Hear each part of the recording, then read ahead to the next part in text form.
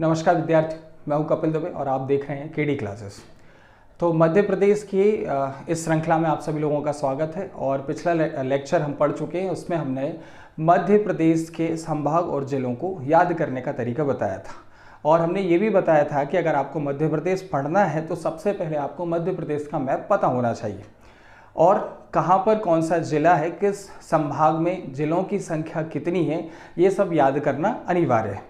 ठीक है, मैं आशा करता हूँ कि आप सभी लोगों ने उन सभी जिलों को, उन सभी संभागों को याद कर लिया होगा, क्योंकि हम मध्य प्रदेश का सामान्य परिचय आज पढ़ने जा रहे हैं। तो चलिए दोस्तों, आज शुरू करेंगे मध्य प्रदेश का सामान्य परिचय।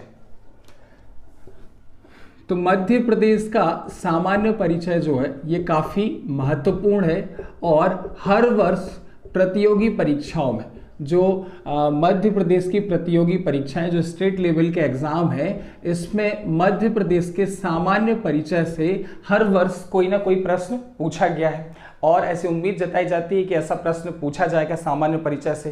तो हम मध्य प्रदेश में रहते हैं, तो मध्य प्रदेश का सामान्य परिचय हमारे लिए बहुत ही महत्वपूर्ण हो जाता है। तो चलिए शुरू करते हैं। तो यहाँ पर अगर हम देखें तो मध्य प्रदेश, इसका वर्तमान नाम क्या है? मध्य प्रदेश। अब प्रश्न ये आता है कि जो नाम मध्य प्रदेश है, ये मध्य प्रदेश नाम किसने दिया था? तो ये नाम दिया था पंडित जवाहरलाल नेहरू ने। ठीक है, तो ये नाम किसने दिया था? पंडित जवाहरलाल नेहरू ने। अब यहां पर हम अन्य नामों की चर्चा कर लेते हैं कि इसके अन्य नाम क्या है। तो अन्य नाम में सबसे पहले अगर हम देखें, मध्य प्रदेश जो है वो भारत के मध्य में स्थित है, इसलिए इसका नाम क्या पड़ा? मध्य प्रदेश। वहीं पर इसी से मिलता जुलता एक और नाम है, इसे मध्य भारत बोला जाता है, साथ ही साथ इसे लघु भारत भी कहा जाता है। तो मध्य में स्थित होने के कारण मध्य प्रदेश, वहीं पर मध्य भारत और वहीं पर इसे लघु भारत भी बोला जाता है। साथ ही साथ मध्य प्रदेश जो है वो भारत का हृदय है, इसलिए इसे हृदय प्रदेश भी कहा जाता है। और हृदय प्रदेश नाम भी किसने दिया था? पंडित जवाहरलाल नेहरू ने मध्य प्रदेश को हृदय प्रदेश कहा था। ठीक है, तो आशा करता हूं कि आपको याद हो गए होंगे। अब इसके कुछ और नाम है, जैसे इसे सोया स्टेट के नाम से जाना जाता है। अब हर नाम के पीछे कोई ना कोई लॉजिक है। तो सोया स्टेट क्यों कहा जाता है? क्योंकि भारत में सबसे ज़्यादा सोयाबीन जो होता है वो कहाँ पर होता है? मध्य प्रदेश में। तो सोयाबीन के उत्पादन में मध्य प्रदेश का प्रथम स्थान है, इस कारण मध्य प्रदेश को सोया स्टेट कहा जाता है। अब यहाँ पर अगर हम देखें तो मध्य प्रदेश को नदियों का मायका कहा जाता है। ठीक है, अब इसे नदियों का मायका क्यों कहा जाता है? क्योंकि मध्य प्रदेश में लगभग 207 छोटी बड़ी नदियां प्रवाहित होती हैं। अब ये नदियां, इनका उद्गम मध्य प्रदेश में होता है और ये बहकर आगे जाकर दूसरे राज्यों में चली जाती हैं जब ये बड़ी हो जाती है।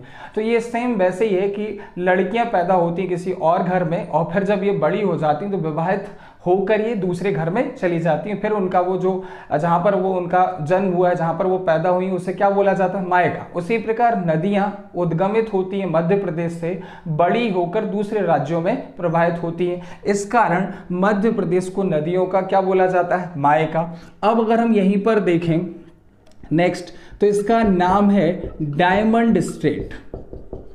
डायमंड स्टेट या इसे कोहिनूर प्रदेश भी बोला जाता है। अब कोहिनूर प्रदेश क्यों बोलते हैं? क्योंकि मध्य प्रदेश में पन्ना नामक जगह है और पन्ना में क्या निकलते हैं? हीरे निकलते हैं, इसलिए इसका नाम क्या पड़ गया? डायमंड स्टेट या कोहिनूर प्रदेश। अब एक और नाम बचा हुआ है, टाइगर स्टेट।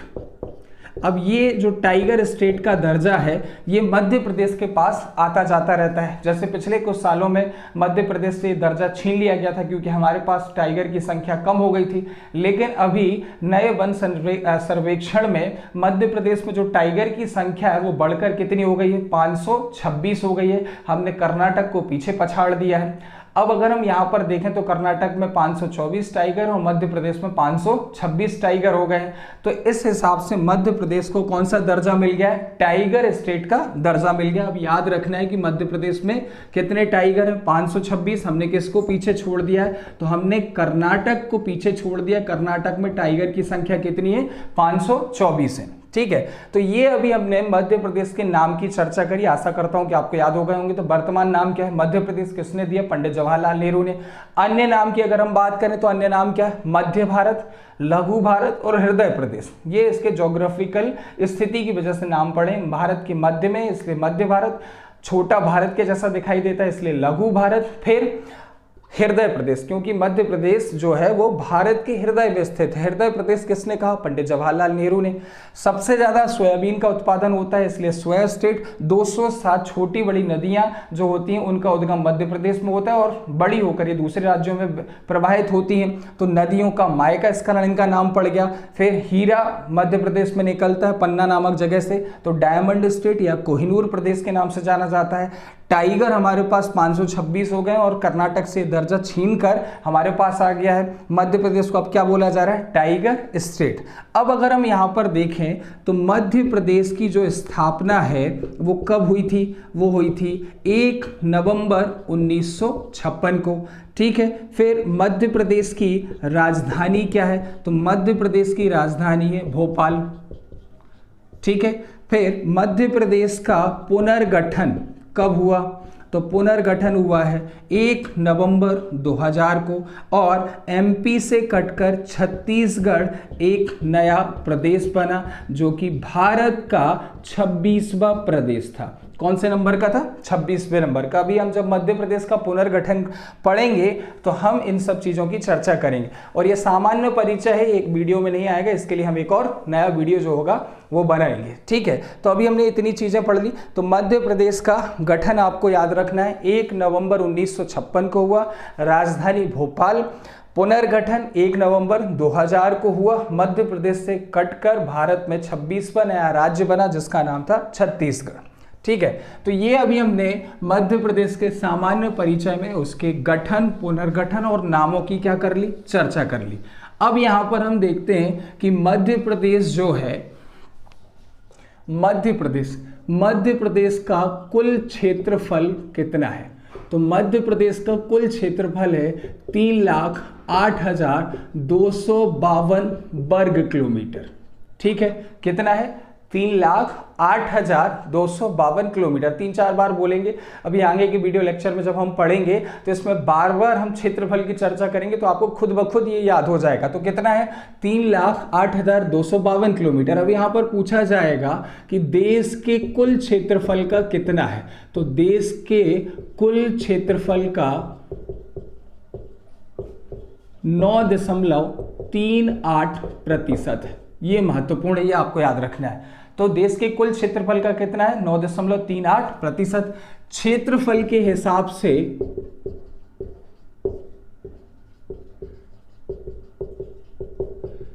देश में स्थान, तो इसका देश में जो क्षेत्रफल के हिसाब से स्थान आता है वो है दूसरा।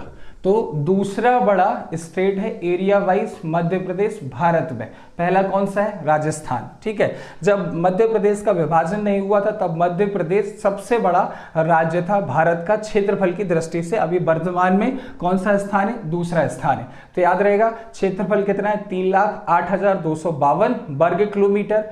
देश के कुल क्षेत्रफल का 9.38% है और देश में क्षेत्रफल के हिसाब से दूसरा स्थान है। अब यहां पर हम बात कर लेते हैं क्षेत्रफल के बाद जनसंख्या की। तो जनसंख्या है 2011 की सेंसस के अनुसार, जनगणना के अनुसार 7,26,26,809 व्यक्ति। ठीक है, तो कितना है? 7,26,26,809 पॉपुलेशन है। 809 व्यक्ति जो है वो मध्य प्रदेश में रहते हैं। कौन से जनगणना के अनुसार? 2011 की जनगणना के अनुसार। अब अगर हम देखें तो जनसंख्या के हिसाब से या जनसंख्या के अनुसार देश में कौन सा स्थान है? तो देश में मध्य प्रदेश का 7वां स्थान है। तो जनसंख्या के हिसाब से 7वां स्थान है, क्षेत्रफल के हिसाब से दूसरा स्थान है। आगे बढ़ते हैं, जनसंख्या घनत्व। तो जनसंख्या घनत्व जो है वो है 236 व्यक्ति प्रति वर्ग किलोमीटर। यानी मध्य प्रदेश में 1 वर्ग किलोमीटर में 236 व्यक्ति 236 व्यक्ति जो हैं वो रहते हैं। ठीक है, ये आपको याद रखना है। तो कितना है हमारा जनसंख्या घनत्व? 236 व्यक्ति पर किलोमीटर। अब अगर हम देखें साक्षरता की बात करें तो साक्षरता जो है वो है 69.3%। तो साक्षरता कितनी? 69.3% मध्य प्रदेश की साक्षरता है। अब यहाँ पर लिंग अनुपात पूछ लिया जाता है, तो लिंग अनुपात सेक्स रेशियो की हम बात करें तो कितना है? 931। ठीक है, ये आपको याद रखना है। 931 यानी 1000 पुरुषों पर 931 महिलाएं मध्य प्रदेश में उपस्थित हैं। ठीक है, तो ये महत्वपूर्ण जानकारी जो आपको याद रखनी है। तो यहाँ पर हमने लिखा कि मध्य प्रदेश का क्षेत्रफल, कुल क्षेत्रफल कितना है? 3,08,252 किलोमीटर। क्षेत्रफल के हिसाब से मध्य प्रदेश का दूसरा स्थान भारत में आता है। कुल 9.38% भारत के कुल क्षेत्रफल का। जनसंख्या 7,26,809। जनसंख्या के हिसाब से भारत में दूसरा स्थान आता है। जनसंख्या घनत्व 236 व्यक्ति प्रति वर्ग किलोमीटर। फिर साक्षरता 69.3%, लिंगानुपात 931। अब अगर हम यहाँ पर देखें तो यहाँ पे जलवायु और पूछ लेता है, और जलवायु बहुत ही महत्वपूर्ण है। जलवायु है उष्ण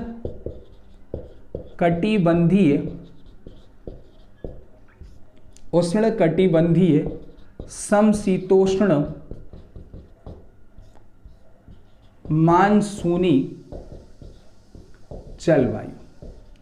और 2016 के मध्य प्रदेश लोक सेवा आयोग MPPSC के प्रीलिम्स का क्वेश्चन था कि मध्य प्रदेश की जलवायु कैसी है, तो उसने केवल मानसूनी जलवायु लिखा हुआ था। तो इसको तोड़ के दे देते हैं उष्ण कटिबंधीय समशीतोष्ण मानसूनी जलवायु। तो मध्य प्रदेश कर्क रेखा के पास है, इसलिए कौन सी है? समशीतोष्ण जलवायु है। फिर मध्य प्रदेश में अच्छी खासी वर्षा होती है, इसलिए कौन सी? मानसूनी जलवायु से बोला जाता है। तो आप एक बार जल्दी से रिवाइज कर लें, उष्ण कटिबंधीय समशीतोष्ण मानसूनी जलवायु मध्य प्रदेश की जलवायु। तो ये अभी हमने यहाँ पर समझने का प्रयास किया। जब ये पूरा वीडियो बन जाएगा तब हम यहाँ पर इसको पूरा रिवाइज कर लेंगे।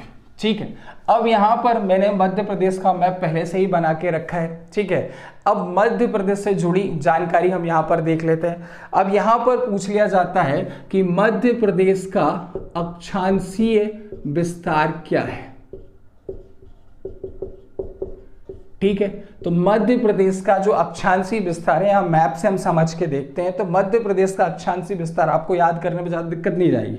यहाँ पर अगर हम देखें तो नीचे जो है वो है 21 डिग्री 6 और ऊपर ये कनेक्ट करता है 26 डिग्री 30 पे। ठीक है, अब इसे बोला जाता है उत्तरी अक्षांश। क्या बोला जाता है? उत्तरी अक्षांश। तो अगर हम यहाँ पर देखें, अगर हम मैप बनाएं तो मैप जो होता है बीच में यहाँ पर कौन सी रेखा आती? भूमध्य रेखा। भूमध्य रेखा जो है दो भागों में बांट देती, ऊपर वाला उत्तरी गोलार्ध, नीचे वाला दक्षिणी गोलार्ध। उत्तरी गोलार्ध को नॉर्दर्न हेमिस्फीयर बोलते हैं, दक्षिणी गोलार्ध को साउदर्न हेमिस्फीयर बोलते हैं। यहाँ ये जो खड़ी रेखाएं होती हैं इन्हें हम बोलते हैं लॉन्गिट्यूड, जो आड़ी रेखाएं होती हैं इन्हें हम बोलते हैं लैटिट्यूड। तो मानचित्र पर खींची गई आज से आड़ी रेखाएं क्या कहलाती? अक्षांश, या अंग्रेजी में बोले मानचित्र पर खींची गई लेटी हुई रेखाएं क्या कहलाती? लैटिट्यूड। ऐसी खड़ी रेखाएं, खड़ी मतलब लॉन्ग, आपसे पूछते हैं कि आपकी लंबाई कितनी है। जैसे मुन्ना भाई MBBS आपने देखा होगा, उसमें वो जब उठाने के लिए जाता है बॉडी, जब मांगते हैं संजय दत्त तो वो पूछता है जब फोटो वोटो खींच रहे होते हैं कि आपकी लंबाई कितनी, हाउ लॉन्ग करता है। तो यहाँ पर आपको लॉन्ग से याद रखना है लॉन्गिट्यूड यानी देशांतर। ठीक है, तो जो लंबी खींची गई रेखाएं वो देशांतर कहलाती हैं, जो लेटी हुई या आड़ी रेखाएं वो क्या कहलाती हैं? अक्षांश कहलाती हैं। अब भारत को हम देखें तो भारत जो है लगभग यहाँ स्थित है। ठीक है, तो भूमध्य रेखा के उत्तर में स्थित है, इसलिए अक्षांश में कौन सी आ जाती है? उत्तरी रेखाएं। ठीक है, तो अक्षांश में क्या आ जाएगा? उत्तरी अक्षांश आ जाएगा। अब देशांतर में देखें तो ये बीच वाली 0 डिग्री देशांतर रेखा है, इसके कौन सी तरफ स्थित है? पूर्व की तरफ स्थित है। कौन सी तरफ स्थित है? पूर्वी की तरफ स्थित है, इसलिए देशांतर में क्या आता है? पूर्वी देशांतर। अब देशांतर की अगर हम बात करें तो 74 डिग्री 9 से लेकर यहां पर जो कनेक्ट होगा वो होगा 82 डिग्री 48 पूर्वी देशांतर। ठीक है, ये आपको याद रखना है। यहां पर मैं लिख भी देता हूं। तो सबसे पहले अगर हम यहां पर देखें तो अक्षांशीय विस्तार कितना है? 21 डिग्री उत्तरी अक्षांश से कितना है? 26 डिग्री 30 उत्तरी अक्षांश। ठीक, अब यहां पर हम देखें देशांतर की बात करें तो 74 डिग्री 9 पूर्वी देशांतर से 82 डिग्री 48 पूर्वी देशांतर। ठीक है, ये बहुत ही महत्वपूर्ण है, ये आपको याद रखना है। 21 डिग्री 6 से 26 डिग्री 30। अगर हम यहां पर देखें 21 डिग्री 6 तो 1 और 6 के बीच में कितने का अंतर है? 5 का अंतर है। अगर हम ध्यान से देखें तो यहां पर कितने का अंतर है? 5 का। 21 में हमने 5 जोड़ दिए तो कितने आ गए? 26, और 6 में हमने 5 का गुणा कर दिया तो कितना आ गया? 30। तो आपको खाली नीचे वाला याद रखना है 21 डिग्री 6। अगर हम 1 और 6 में डिफरेंस देखें तो 5 का है, 21 में 5 जोड़ दिया तो 26, 6 में 5 का गुणा कर दिया तो कितना आ जाएगा? 30। और यहां पर है 74 डिग्री 9 से लेकर 82 डिग्री 48। ठीक है, अब अगर हम यहां पर देखें एक और महत्वपूर्ण प्रश्न आ जाता है कि इन दोनों में डिफरेंस क्या है? आजकल जो ज्यादा महत्वपूर्ण प्रश्न है। तो यहां पर अक्षांशीय विस्तार में अगर हम अंतर देखें तो वो आ जाता है 4 डिग्री 70। कितने का अंतर है? 4 डिग्री 70। और अगर हम यहां पर देशांतर में अंतर देखें तो ये आ जाएगा 7 डिग्री 58। ठीक, ये दोनों महत्वपूर्ण है, ये आपको याद रखने हैं। ठीक है, यहां पर मैंने चेक भी कर लिया है, सही लिखा है। तो 4 डिग्री 70, थोड़ा सा गैप करके लिख देता हूं, 4 डिग्री 70। ठीक, और यहां पर कितना है? 7 डिग्री 58। ये अंतर जो है आजकल ज्यादा पूछा जा रहा है, इसको आपको याद रखना है।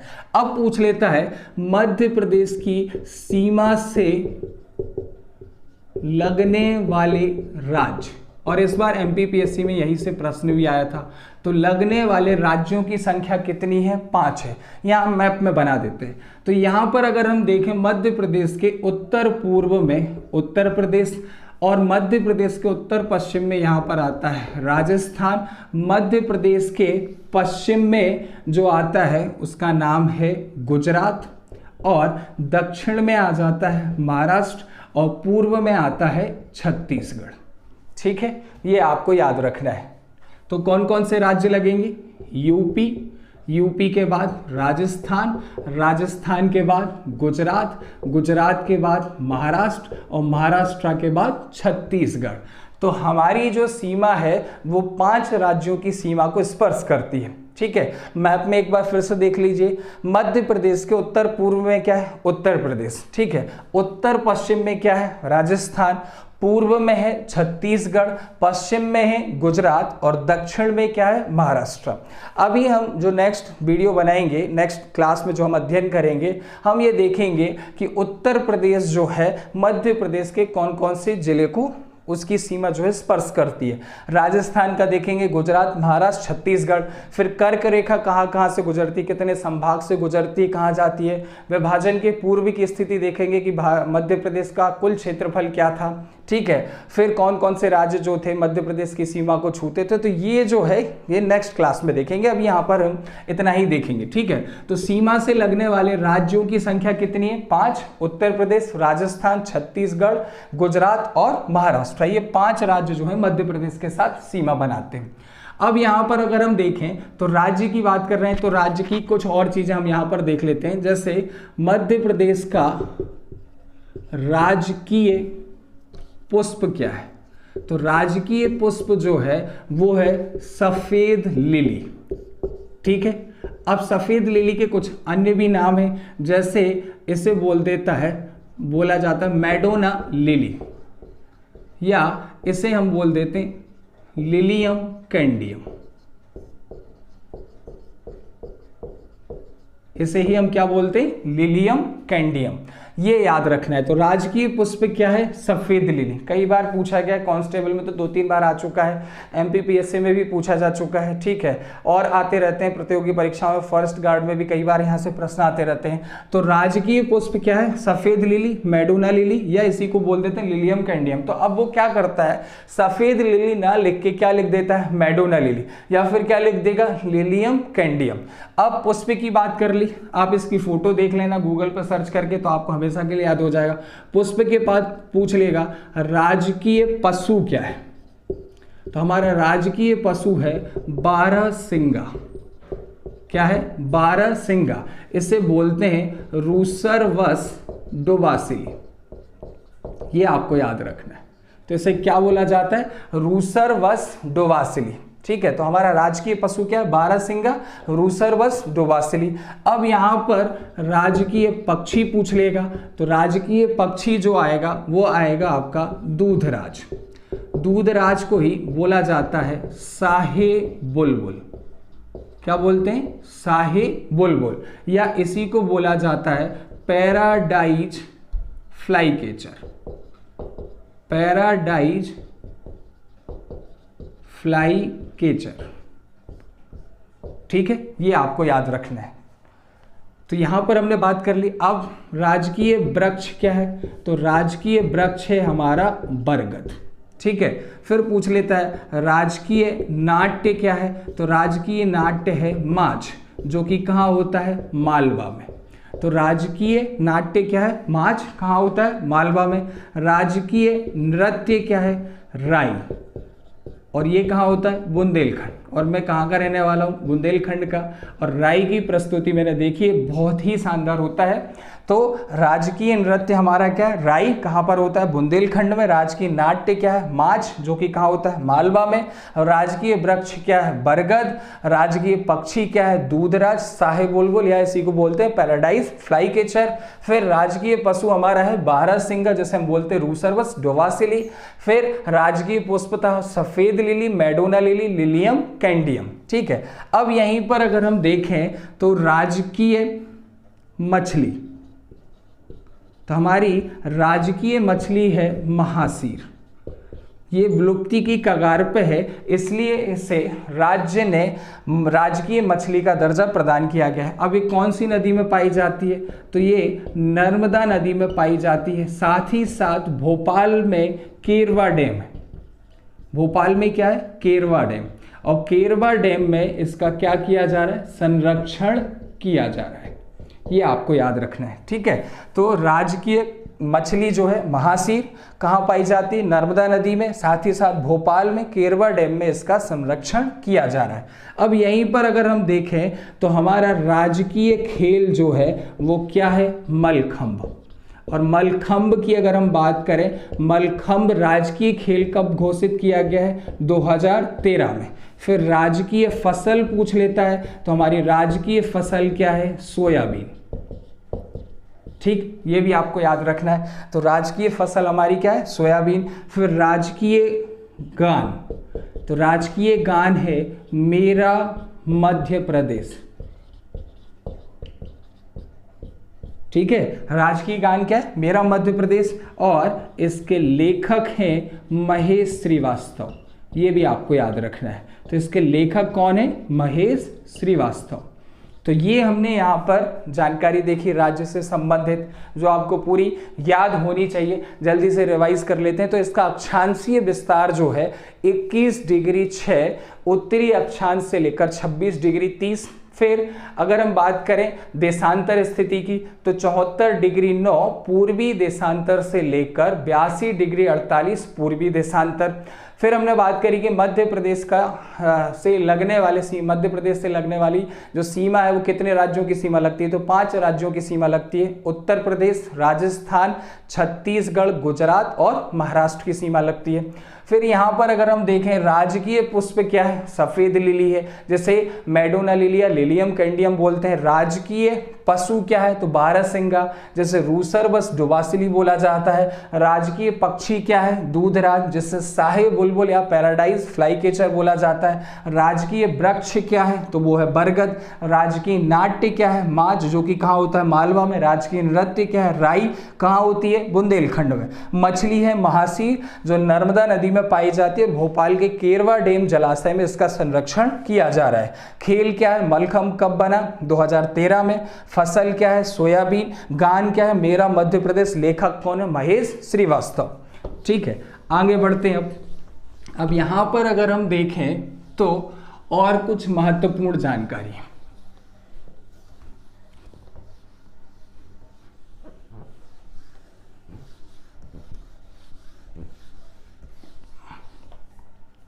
वो क्या है उसके बारे में भी हम चर्चा कर लेते हैं। ठीक है, अब यहां पर अगर हम देखें तो मध्य प्रदेश में संभाग कितने हैं, तो संभाग है 10। मध्य प्रदेश में जिले कितने हैं, तो पहले संख्या थी 52। 18 मार्च 2020 को कमलनाथ जी जब मुख्यमंत्री थे तो उनके कैबिनेट ने 3 नए जिले बनाने की मंजूरी दे दी है। तो अब इनकी संख्या 52 से बढ़कर कितनी हो गई, 55। यानी कितने नए जिले बने, 3 नए जिले बने। इसकी मंजूरी कब मिली है, 18 मार्च 2020 को कैबिनेट ने इन 3 नए जिले बनाने की मंजूरी प्रदान की है। तो अब इसे कैबिनेट ने मंजूरी प्रदान कर दी। कौन कौन से हैं, तो सतना से कटकर क्या बना है, मैहर। ठीक है, यहाँ पे लिख देता हूँ, मैहर जो है वो किससे कट के बना है, सतना से। एक बना है आपका चाचौड़ा, चाचौड़ा जो है वो किससे कट के बना है, गुना से। फिर आपका आ जाएगा नागदा, नागदा किससे कट के बना है, उज्जैन से। ठीक है, तो ये 3 नए जिले बन गए और अब मध्य प्रदेश में जिलों की संख्या जो है वो 52 से बढ़कर कितनी हो गई है, 55। 18 मार्च 2020 को कमलनाथ सरकार के कैबिनेट ने इसको मंजूरी दे दी है। मैहर जो है सतना से कट के बना है, चाचौड़ा, चाचौड़ा जो है गुना से कटकर बना है और नागदा जो है वो उज्जैन से कटकर बना है। अब यहाँ पर अगर हम देखें मध्य प्रदेश में आईजी रेंज कितनी है, तो आईजी रेंज है 11। अब हमारे पास 10 संभाग हैं, जैसे कि कल हमने आपको पढ़ाए थे 10 संभाग। तो ऊपर से शुरू करते हैं। तो सबसे पहले कौन सा आता है, चंबल, चंबल के बाद ग्वालियर, ग्वालियर के बाद सागर, सागर के बाद रीवा, रीवा के बाद यहाँ पर आ जाए आपका शहडोल संभाग, फिर जबलपुर, जबलपुर के बाद नर्मदापुरम, भोपाल, इंदौर और उज्जैन। तो ये 10 संभाग है। 10 संभाग के अलावा यहाँ पर ही लिख देते हैं, 10 संभाग के साथ साथ बालाघाट जो है, बालाघाट नक्सलवाद की समस्या से परेशान है, इसलिए बालाघाट में भी क्या बनाई गई है, आईजी रेंज बनाई गई है। तो कुल आईजी रेंज की संख्या कितनी है, 11। अब यहाँ पर डीआईजी रेंज पूछ ली जाती है, तो डीआईजी रेंज कितनी है, 15। इसको याद करने का मैं तरीका बता देता हूँ। अब देखो डीआईजी रेंज में आईजी आ रहा है, आईजी रेंज कितनी है, 11। अब अगर हम अल्फाबेट में डी का नंबर देखें तो डी कौन से नंबर पे आता है, 4। तो यहाँ पर 4 लिख के इन दोनों को जोड़ दीजिए तो कितना आ जाएगा, 15। तो आपको आईजी रेंज याद रखनी है और वो भी आईजी रेंज आई 1 के जैसा लग रहा है, तो 1 और 1 लिख दे तो 11। डीआईजी रेंज कितनी हो जाएंगी, 15। ठीक है, तो आईजी रेंज 11, डीआईजी रेंज कितनी है, 15। अब यहाँ पर अगर हम देखें नेक्स्ट, तो मध्य प्रदेश का हाई कोर्ट यानी कि उच्च न्यायालय, तो हमारा जो उच्च न्यायालय है वो कहाँ पर है, जबलपुर में, और इसकी 2 खंडपीठ हैं।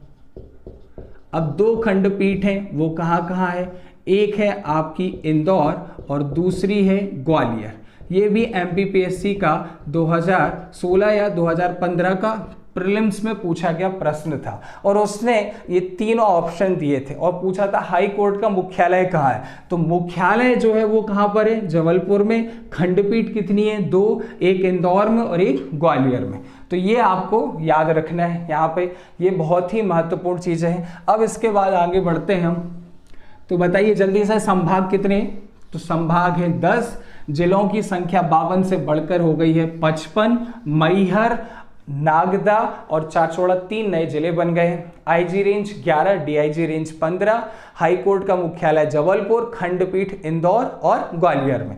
अब यहाँ पर देखते हैं विधानसभा की सीटें। तो मध्य प्रदेश में विधानसभा की जो सीटों की संख्या है वो कितनी है? 230-1। ठीक है, तो 230 जो होंगे वो कौन होंगे? निर्वाचित सदस्य होंगे, और एक कौन होगा? नामांकित। अब नामांकित कौन होंगे? Anglo Indian. और कौन करेंगे?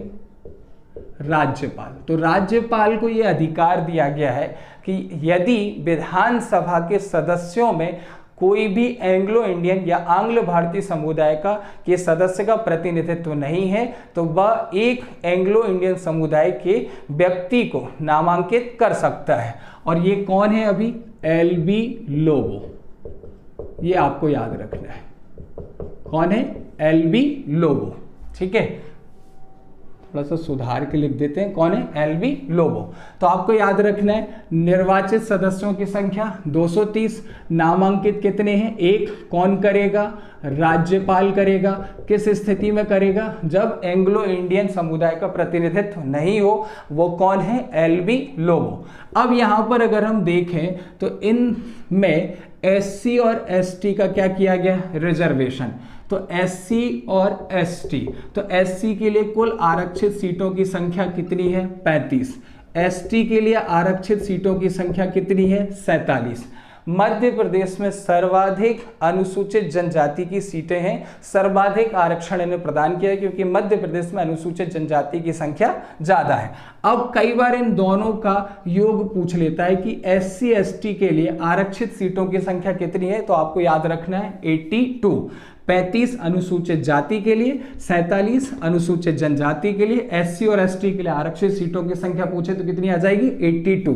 अब विधानसभा सीटों के बाद अगर हम यहां पर देखें लोकसभा की सीटें, तो लोकसभा में अगर हम देखें मध्य प्रदेश में कुल 29 सीटें आरक्षित की गई हैं। इसको भी हम 2 भागों में बांट लेते हैं। तो एससी और एसटी, एससी के लिए कितनी सीटें रखी गई हैं? 4, और एसटी के लिए कितनी रखी गई हैं? 6।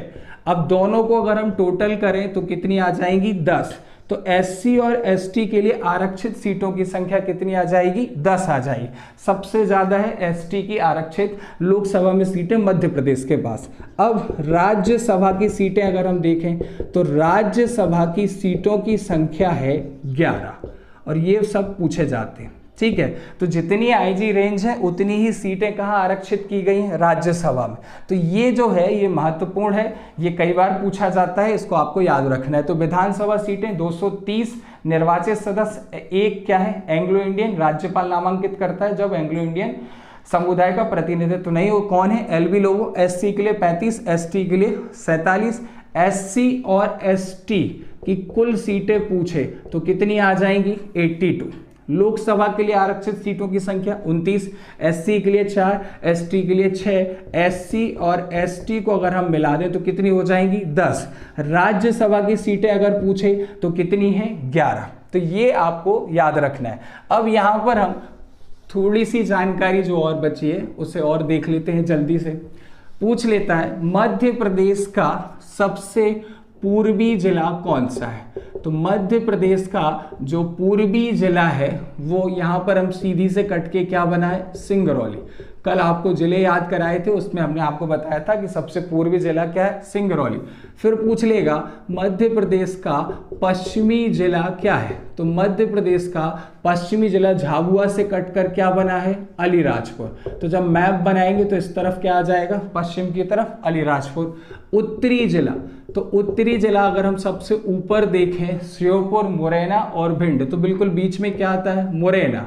तो हमारा जो उत्तरी जिला है वो क्या है? मुरैना। और दक्षिणी जिला तो खंडवा से कटकर बना है बुरहानपुर, वो की है हमारा दक्षिणी जिला।